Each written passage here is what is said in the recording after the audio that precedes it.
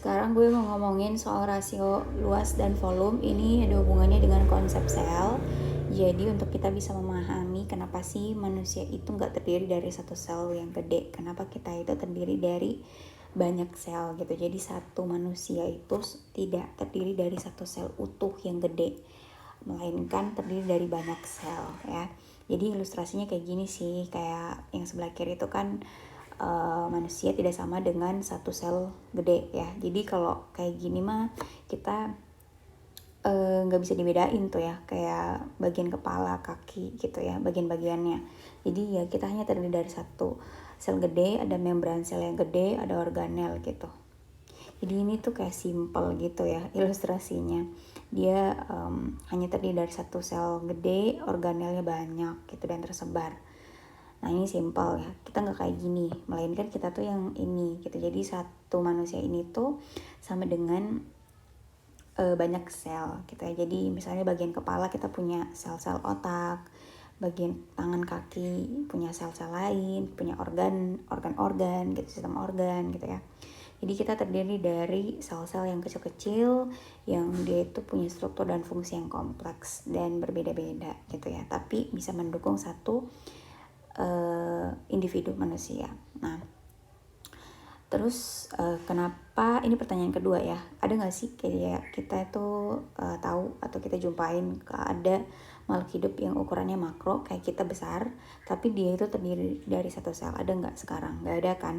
Yang ada mungkin ya kayak paramecium gitu ya, yang dia satu makhluk hidup yang terdiri dari satu sel dan dia ukurannya mikro atau kecil. Nah, pertanyaan-pertanyaan ini bisa dibantu jawab dengan konsep rasio terhadap rasio luas dan volume ya, atau perbandingan antara luas dan volume, atau luas dibagi volume.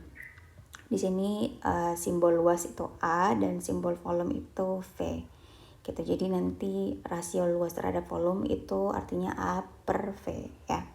Nah di sini ada dua ilustrasi. Yang pertama yang sebelah kiri itu ada satu kubus besar atau utuh gitu, dan yang sebelah kanan itu ada satu kubus besar yang sebenarnya disatuin dari 8 kubus yang kecil-kecil. Jadi mereka itu bisa dibagi-bagi, tapi bisa juga disatuin jadi satu kubus besar. Nah untuk mencari kita pengen tahu nih apakah ada bedanya antara yang sebelah kiri dan yang sebelah kanan ya, rasionya gitu ya, rasio luas terhadap volumenya. Yang pertama kita ke sebelah kiri dulu. Ini ada satu kubus besar, kita mau cari A dan V dan cari A per V-nya. Di sini misalkan sisi kubusnya itu 2 meter. Nah karena kubus itu kan sisi dan sisinya itu kan sama ya, jadi kalau sebelah sisi sebelah sininya itu 2, berarti sebelah bawahnya juga 2 ya. Nah untuk mencari A dari kubus itu kan 6 dikali sisi kali sisi ya. Jadi kita tinggal masukin aja 6 dikali sisinya kan 2 dikali sisinya 2 gitu ya. Jadi 2 kali 2 4. Nah berarti 6 kali 4 24, berarti A nya sama dengan 24 meter kuadrat ya satuannya. Nah terus kalau volumenya itu rumusnya sisi kali sisi kali sisi, S kali S kali S, jadinya 2 kali 2 kali 2 sama dengan 8 meter pangkat 3. Berarti kita udah bisa cari A per V nya atau rasionya ya, perbandingan antara luas terhadap volume. Berarti tinggal dimasukin aja 24 dibagi 8 sama dengan 3. Jadi rasionya itu 3 ya. Nah kita hold dulu di sini, kita lanjut yang di sebelah sini. Jadi kubus yang kedua, jadi 8 kubus kecil-kecil yang dijadikan satu kubus besar. Jadi ini kita bisa lihat gitu ya, dia kayak ada 8 gitu kan, ada 8 kubus. Ini satunya nih kayak kita keluarin gitu ya. Kita pengen cari yang pertama itu satu kubus kecil dulu, satu aja ya yang kecil. Nanti terus kita cari satu kubus besar dari 8 kubus kecil gitu ya. Jadi yang pertama ini dulu, satu kubus kecil. Jadi sisinya itu 1 berarti ya. Sisinya 1 karena ini kan 1 gitu ya. Ini 1 jadinya 2 ini ya. Biar sama dengan yang sebelah kiri gitu ya angkanya. Nah, kita cari kubus yang kecil dulu. A-nya itu berarti 6 dikali sisi kali sisi, 6 dikali 1 kali 1, 6 dikali 1 sama dengan 6 meter kuadrat. Terus volumenya sisi kali sisi berarti 1 pangkat 3 ya, sama dengan 1 meter kubik. Nah, rasionya berarti A per V-nya sama dengan 6 bagi 1 sama dengan 6 ya. 6 rasionya. Ini satu kubus kecil. Sekarang kalau 8 kubus kecil tadi kita susun jadi satu kubus besar gitu kan. Nah, jadi A-nya sama dengan 8 kubus, karena kan dia ada 8 tuh. 8 kubus dikali 6 meter kubik. 6 meter kubik itu dari mana?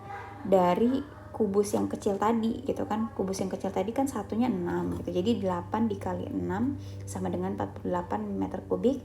Terus volumenya itu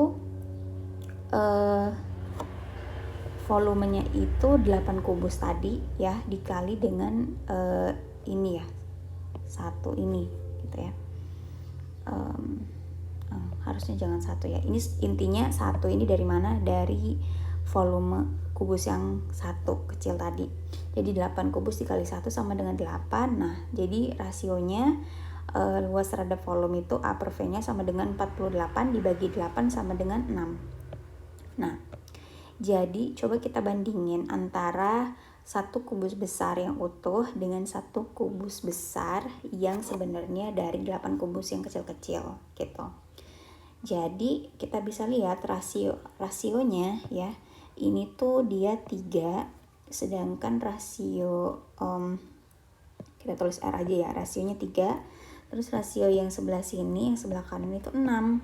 Nah, apa sih 3 dan 6 ini? Jadi sebenarnya berarti angka rasio yang sebelah kiri, yang kubus gede itu utuh, itu 3, lebih kecil kan dibandingkan rasio yang kubus besar dari 8 kubus kecil, yaitu 6. Nah, jadi kan ini 3 kurang dari 6 kan. Jadi lebih besar 6 dibandingkan 3, lebih besar satu kubus besar yang dari 8 kubus kecil-kecil dibandingkan satu kubus besar yang utuh. Nah, jadi kita lanjut lagi. Kita udah tahu itu. Nah, konsep rasio luas terhadap volume ini sebenarnya akan ngaruh ke kecepatan difusi atau kayak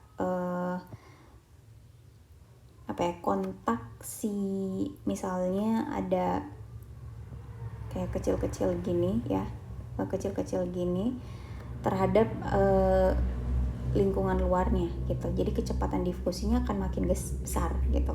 Jadi semakin besar rasionya, maka semakin besar juga si difusinya, kecepatan difusinya gitu.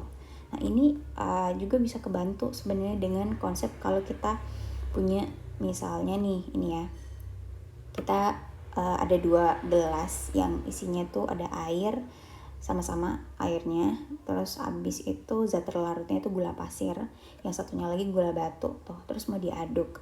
Yang mana sih yang lebih cepat larut? Tentunya kan gula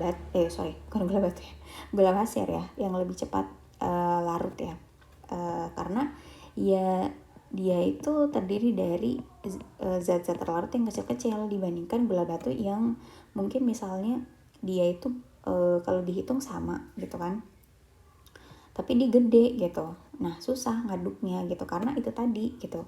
Kalau misalnya zat terlarutnya kecil-kecil gitu ya, dikumpulin jadi satu kayak gini, kan masih ada renggangan space gitu ya, atau ruangan ya, dibandingkan misalnya kayak gini utuh gitu ya. Akan semakin mudah si zat terlarut yang kecil-kecil ini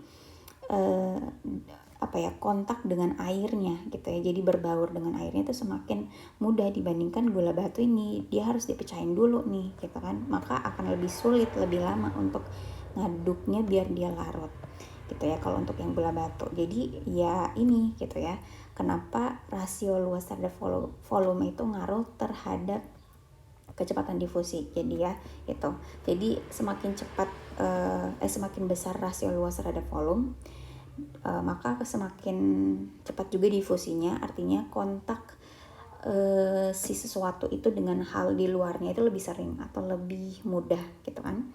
jadinya ya lebih efektif juga. Nah ini akhirnya balik lagi ke konsep kita sebagai misalnya